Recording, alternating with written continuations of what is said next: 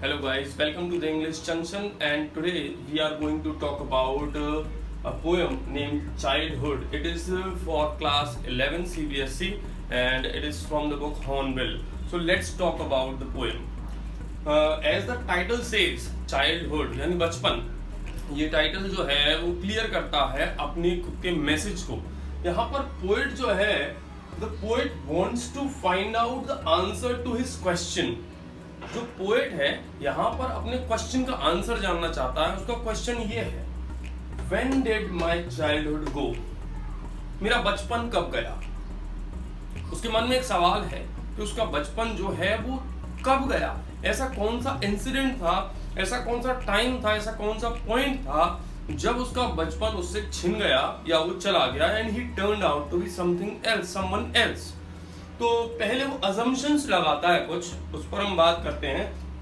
इन assumptions से, इन gist of the poem से आपको पूरी पोएम एक्सप्लेनरी वे में क्लियर हो जाएगी. तो पहला अजम्पशन है, व्हेन ही टर्न्ड 11. क्या ऐसा तब हुआ, उसका बचपन तब गया जब वो 11 साल का हो गया. एंड फाउंड, और उसको पता चला, नो हेल और हेवन, के स्वर्ग और नर्क जैसी कोई चीज है नहीं. ये दोनों चीज ज्योग्राफिकली कहीं भी एग्जिस्ट नहीं करती हैं. जो पहले बताई जाती थी स्वर्ग या नर्क, उसको बचपन में जो बताया जाता था कि एक स्वर्ग होता है, यानी एक हेवन होता है, एक नर्क होता है, एक हेल होता है. तो वो दोनों चीजें कहीं दिखती नहीं है, किसी ज्योग्राफिकल मैप पर नहीं दिखती हैं. इसका मतलब एग्जिस्ट ही नहीं करती, तो वो है ही नहीं. जब उसको ऐसा समझ में आया, क्या उस दिन उसका बचपन खत्म हो गया, क्या वो बचपन से एक स्टेज आगे बढ़ गया, वो एक टीनेजर बन गया या अडल्ट टीन बन गया, और समवन एल्स, या फिर वो एक अडल्ट हो गया, या फिर वो मैच्योर हो गया, हम दूसरी लैंग्वेज में कह सकते हैं. तो क्या ऐसा तब हुआ जब वो 11 साल का हुआ और उसको पता चला कि कोई स्वर्ग और नर्क होते ही नहीं है. आगे वो कहता है, when he realized that adults were not the same as they pretended to be.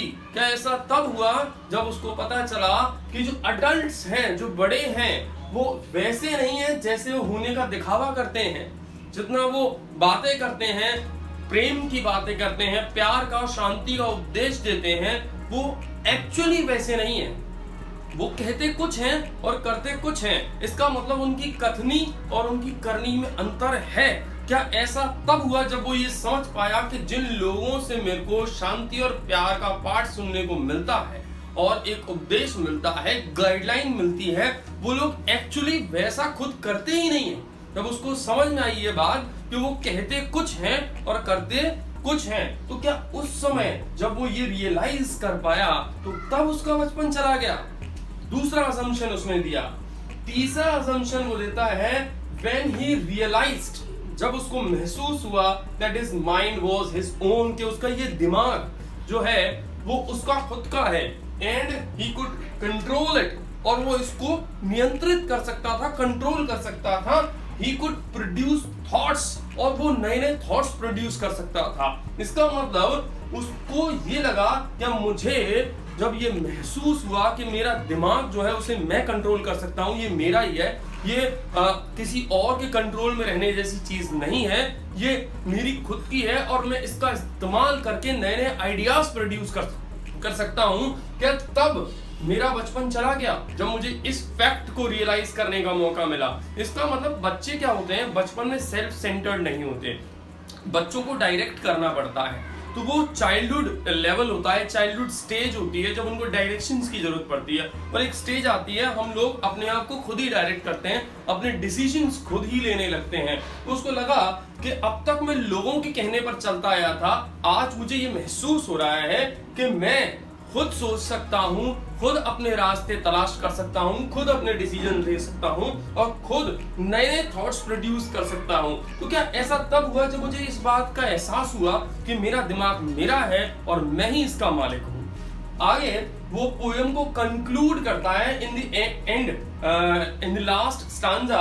वो कहता है कि his childhood might have gone to some forgotten place. शायद उसका बचपन किसी एक अनजानी, भूली बिसरी जगह पर चला गया, एक अलग सी जगह जो किसी को नहीं पता. वो जगह which can only be found in an infant's face, जो कि एक बच्चे के मासूम इनोसेंट चेहरे के पीछे ही मिल सकती है। एक बच्चे के चेहरे की मासूमियत जो कि गॉड गिवन होती है, जो कि नेचुरल होती है, शायद उसी मासूमियत के साथ साथ वो बचपन चला गया। वो बचपन उसी मासूम चेहरे में ही रिसाइड करता था, रहता था। और जैसे वो चेहरा बदला, जैसे उस चेहरे ने एक नया लेवल अख्तियार किया, नया लेवल पाया, एक नई स्टेज को गेन किया एज के साथ साथ, बढ़ती हुई उम्र के साथ साथ, तो शायद उसी चेंज के साथ, उसी बदलाव के साथ साथ उसका बचपन भी चला गया। तो दोस्तों, ये था gist of the poem of childhood. आप लोग इसका स्क्रीनशॉट ले सकते हैं जिससे कि आप इसको नोट डाउन कर पाएं और कभी भी आप इसको पढ़ पाएं। इससे आपको इस पोएम को सॉल्व करने में बहुत ज्यादा मदद मिलेगी।